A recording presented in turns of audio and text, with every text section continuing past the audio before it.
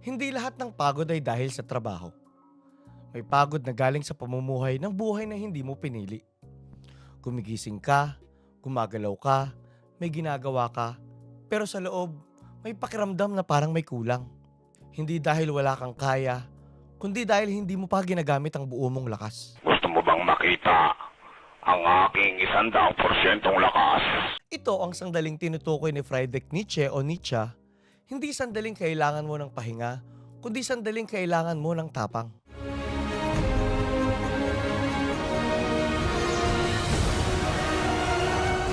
Dito pumapasok ang ideya ng Ubermensch. Hindi bilang inspirasyon, kundi bilang hamon na hindi mo pwedeng takasan. I will look for you. I will find you. Hindi minahal ni Nietzsche ang katahimikan ng pagiging okay lang. Diretso niyang sinabi, man is something that shall be overcome. Hindi ito insulto, ito ay panawagan. Ibig sabihin, ang pinakamalaking kalaban mo ay hindi ang mundo. Ang kalaban mo, ikaw kahapon. At kung patuloy mong ipagtatanggol ang kasalukuyang bersyon mo, pinipigilan mo ang mga susunod. Ang Ubermensch ay hindi naghihintay ng tamang oras. Siya ang gumagawa nito. May mga pinaniniwalaan tayo na hindi natin pinili. Ipinasa lamang sa atin. Hindi natin ito tinanong, hindi natin ito sinuri, hindi natin ito nilabanan, hindi natin ito pinaghirapan. Tinanggap lang natin dahil ganito na. At para kay Nietzsche, dito nagsisimula ang problema. Hindi sa pananampalataya mismo, kundi sa pananampalatayang hindi nasubok. Kapag ang moralidad ay nagiging listahan ng bawal at pwede, ang tanong ay hindi ano ang totoo, kundi ano ang pinapayagan. Sa ganitong kalagayan, ang konsensya ay hindi na gumagana, sumusunod na lamang. Ang Ubermensch ay hindi tumatanggi sa paniniwala. Mas mabigat ang ginagawa niya. Tinatanggihan niyang itago ang sarili niya sa likod ng paniniwala. Hindi niya sinasabi, ganito ang buhay ko dahil ito ang itinuro sa akin. Ang tanong niya ay mas personal, mas mapanganib. Kung wala akong masasandalan, pipiliin ko pa rin ba ito? Doon nagbabago ang moralidad. Hindi na ito utos mula sa labas. Nagiging pananagutan mula sa loob. At sa isang lipunang sanay sa pagsunod, ang ganitong tanong ay hindi komportable. Pero ayon kay Nietzsche, doon nagsisimula ang paglampas sa karaniwan. Sa Genealogy of Morals, sinira ni Nietzsche ang ideya ng moralidad na galing sa kahinaan. Kapag ginagamit ang kabutihan para umiwas sa hamon, nagiging kulungan ito. Ang Ubermensch ay hindi nagtatanong, pwede kaya ito? Ang tanong niya, pinapatalas ba ako nito o pinapapurol?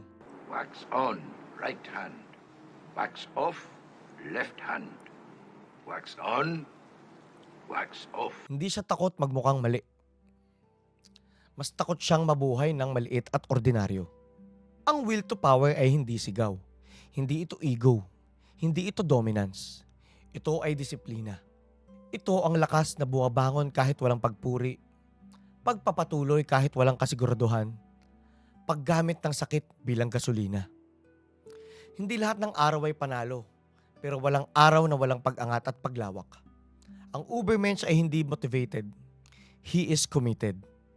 Ganado man o hindi, gagawin ang kailangang gawin dahil ito ang ibinubulong ng mataas mong sarili. Wake up every single day to get better today than you were yesterday. Whatever. Mga halimbawa ng taong hindi umaatras. Una, si Beethoven. Hindi nakakarinig pero hindi tumahimik. Si Van Gogh. Hindi tinanggap ng tao pero hindi binago ang estilo. Helen Keller. Bulag pero nagmulat ng mga tao. At Kong TV. Hindi pinaniniwalaan, nagpatuloy at nagtagumpay. Hindi sila naghintay ng validation. They validated themselves through actions. Kung gusto mong mabuhay ng mas mataas, itigil ang pagsunod sa buhay na hindi mo pinili. Itigil ang paglimit sa potensyal mo. Simulan ng disiplina kahit walang gana. Hindi mo kailangang sumabog, kailangan mo lang magpatuloy.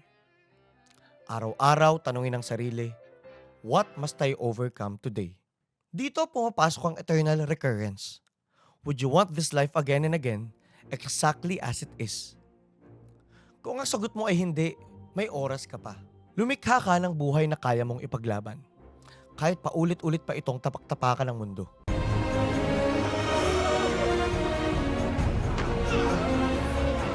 Ang Ubermensch ay hindi tungkol sa pagiging mas mataas sa iba. Ito ay tungkol sa pagtangging manatiling mas mababa sa kaya mo. Sa mundong puno ng palusot, ang pagpili ng disiplina ay isang anyo ng tapang. Discipline is the root of all good qualities. At gaya ng sabi ni Nietzsche, one must still have chaos in oneself to be able to give birth to a dancing star. Kung may apoy sa loob mo, huwag mo itong patayin para lang magkasya sa kahon.